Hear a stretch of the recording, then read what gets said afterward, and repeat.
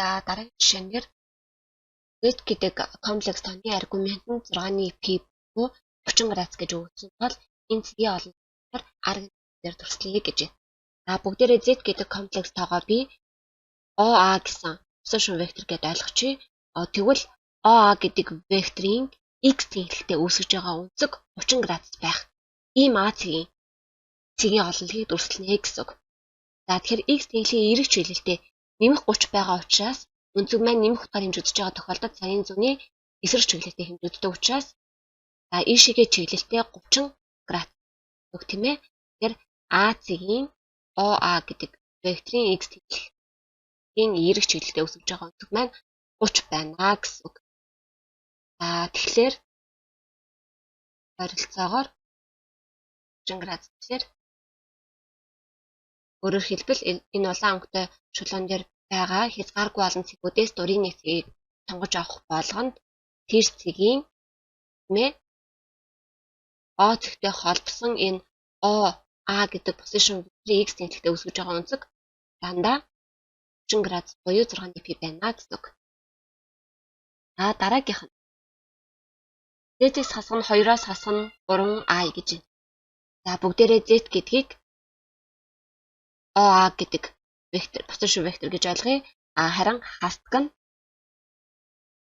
2 дээр нэмэх нь 3i гэсэн үг тийм ээ. Тэгэхээр би 2 дээр нэмдэг нь 3i гэдэг комплекс тоог болохоор OB гэдэг position vector-ыг төлөөлөе.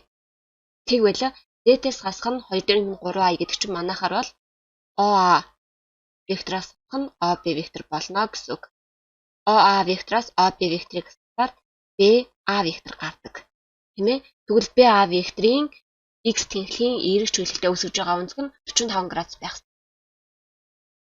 За тэгвэл бид нар B-ийн координат мэдэгдэж байгаа. B-ийн координат маань 2 3 гэдэг координаттай. 2 3. За энд B байна.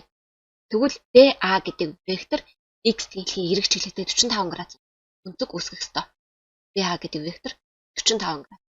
X тэнхлийн эерэг чиглэл гэдэг чинь энтэй гэсэн үг тийм ээ. Өөрөөр хэлбэл би энийг ийш нь параллелаар зурчих юм бол энэ шулуунтай 45 градусын үүсгдэг А гэдэг цэгийн олонлыг дүрслэе гэсэн үг.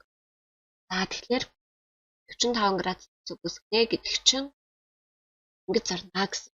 Өөрөөр хэлэх юм бол энэ улаан өнгөтэй шулуун дээр байгаа хязгааргүй олон цэгүүдээс дурын нэг цэгийг сонгож авах болгонд тэр цэгийг би А гэж ойлгох юм бол BA гэдэг вектор нь x тэнхлэлтэй 45 градусын өнцөг үүсгэж байна.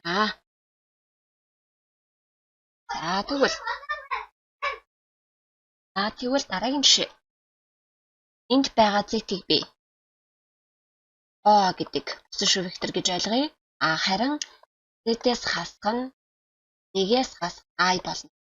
Харин 1-ээс хасах нь i гэдэг комплекс тоог болохоор OB гэдэг position vector-аар төлөвлөе. Тэгвэл Z-ээс хасах нь 1-ээс хасах i гэдэг чинь OA гэдэг вектороос хасдаг нь OB вектор болно. OA вектороос OB векторыг хасахлаар BA вектор гарна гэсэн үг. За биднэрт B-ийн координат мэдэгдэж байгаа 1 хасах 1 гэдэг координаттай. 1 хасах 1 гэдэг цэг чинь энд байна тийм ээ. Ингээд B-ийг мэдэгдэж байгаа. Тэгвэл BA векторын x тэнхлийн эерэг чиглэлтэй үүсгэж байгаа өнцөг нь 4-ний 3p буюу 135 градус байна гэсэн үг. Өөрөөр хэлэх юм бол BA вектор нь x тэнхлийн эерэг чиглэлтэй гэдэг чинь энэ тэнхлэлтэй гэсэн үг тийм ээ. Энэ шулуунтай 135 градусын өнцөг үүсгдэг. Тэгэхээр 135 градусын өнцөг гэдэг чинь 9 дээр нэмэх 45 буюу x тэнхлийн эерэг чиглэлтэй үүсгэж байгаа 135 градус чинь гэж зурдээ. Өөрөөр хэлэх юм бол энэ шулуун дээр байгаа хязгааргүй олон цэгүүдээс дурын цэгийг сонгож авах болгонд тэр цэгийг BA гэж ойлгоод BA гэдэг вектор x тэнхлийн эерэг чиглэлтэй 135 градусын өнцөг үүсгэж байна гэж ойлгох нь. Дараагийн жишээ. Z-ийн аргумент нь хасах 30 градус. Тэгэхээр Z гэдэг комплекс тоог би дахиад OA гэдэг position vector гэж төсөөлье. Тэгвэл O цэг чинь бол энд байна. Харин А цэгийг би хаана сонгож авах юм бол OA гэдэг вектор хасах 30 градусын өнцөг үүсгэх. Хасах өнцөг гэдэрхлээрээ цагийн зүүнний дагуу хэмжигдэх ёстой.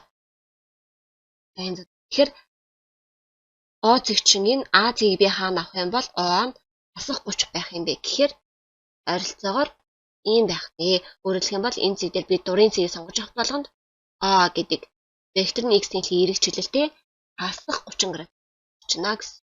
За дараагийн жишээ нь болохоор 2 дээр нэмэх нь 3i гэдэг комплекстойг би OA гэдэг вектор position вектор гээ. Харин z-ийг болохоор OB гэдэг position вектор гээ.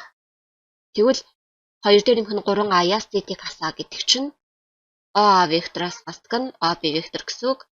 OA вектороос OB векторыг хасуулаад BA вектор гардаг. За биднэрт болохоор А-ийн координат мэдэгдэж байгаа 2 3 гэдэг. За энэ бол А-ийн координат. Тэгвэл BA вектор гэсэн үг. B-гээс A руу чиглэлтэй вектор. Одоо жишээлбэл бол энд B байдаг гэж үзэх юм бол B-гээс A руу чиглэлтэй энэ вектор чинь x-ийн эрэг чиглэлтэй заавал тийм ээ. 45 градусын өнцөг өсөх ёстой. Тэрийн өнцөг 45 байхын тулд B-ийг энэ дээр авчих юм бол BA гэдэг вектор чинь x-ийн эрэг чиглэлтэй. Тэгэхээр энтэй гэсэн үг тийм үү? Энтэй 45 градусын өнцөг өсгөж. Тэгвэл ийм байх B-цэгүүдийг хаана авч болох юм гэхээр B-г энд авч болно. Энд байгаа шулуун дээр байгаа хязгааргүй олон цэгээс дурын нэгийг авч болно.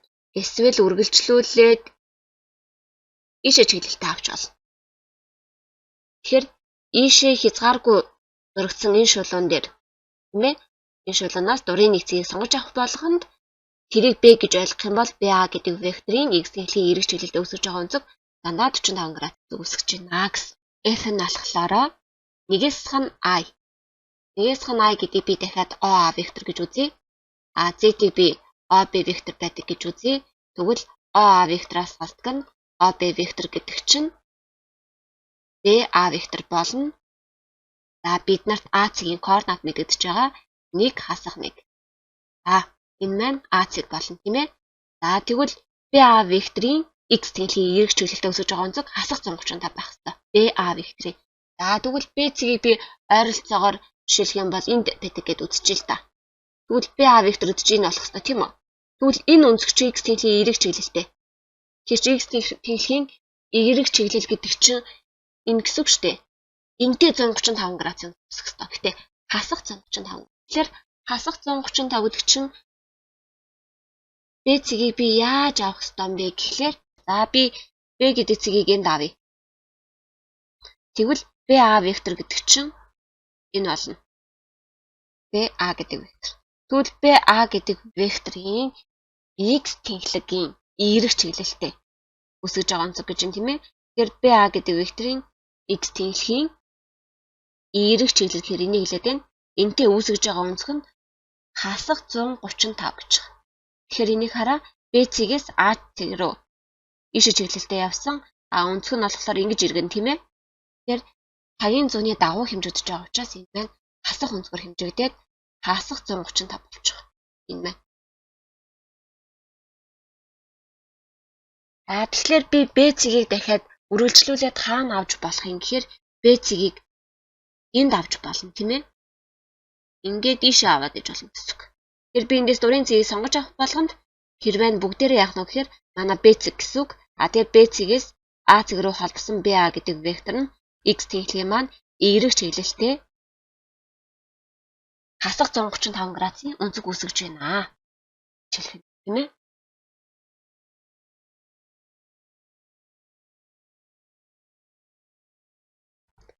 Эдгээр цэгийн олонлогийг арган диаграм дээр дүрсэлгэсэн байна. За эхний жишээ. Z-ээс хасах нь 4 нэмдэг нь A-ийн мод болон Z-дээр нэмэх нь 5A-ийн модултай тэнцүү гэж байна тийм ээ. За энэ дээр би Z-ээс хасах нь 4-өөс хасах нь I гэд модуль дотор тэнцүү Z-ээс хасах нь хасах 5I гэж тэмдэглэж болно. За үүнээс би Z гэдэг комплекстойг би OA гэсэн position vector гэж ойлгоё. 4-өөс хасах нь I-ыг OB гэсэн position vector гээ. Харин хасах 5I-ыг болохоор OC гэсэн position vector гэе. Тэгвэл Z-ээс хасах нь 4-өөс хасах нь I гэдэг чинь OA position vector-аас хасдаг нь OB vector. OA-гаас OB-г хасглаар BA vector гарна. За харин Z-ээс хасах нь хасах 5I гэдэг чинь OA-гаас хасдаг нь ОЦ вектор гэсэн үг. Эндээс CA вектор гарна. За тэгвэл энэний модуль гэдэг чинь BA векторын модуль нь CA векторын модультай тэнцүү гэсэн үг болно. Өөрөөр хэлэх юм бол биднэрт B-ийн координат нь 4 хасах 1 гэж мэдэгдэж байгаа. Энэ B-ийн координат харин C-ийн координат нь хасах 5 гэдэг чинь бүхэл хэсэг нь тэг учраас тэг хасах 5. Энэ бол C-ийн координат. Тэгвэл BA векторын модуль гэдэг чинь B-гээс тийм ээ AC-ийг би хаана сонгож авах юм бол BA гэдэг векторын урт нь CA гэдэг векторын урттай тэнцүү байх вэ гэсэн үг. За тэгэхээр би эхлээд энэ хоёрыг хооронд нь холбоод дурчих BC гэдэг хоёр шулууныгаа. За тэгэнгүүтээ энэ хоёрын яг дундаас нь би А гэдэг цэгээ сонгож авч болно. Тийм ээ? Яагаад гэвэл BA гэдэг векторын урт чинь CA гэдэг векторын урттай тэнцүү. Тэгэхээр AC нь BC гэдэг эрчмийг дундаж дээр нь оршиж байна гэсэн үг.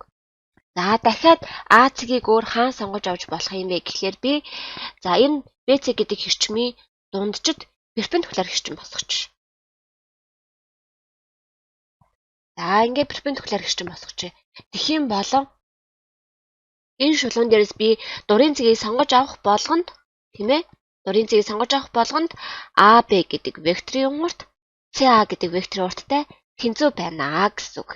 Тэгэхээр эндээс юу гэж хэлж болох гээд байна вэ гэхээр Z-ээс хасах нь энийг би Z1 гэж ойлгоё. Z-ээс хасах нь энийг Z2 гэж ойлгоё.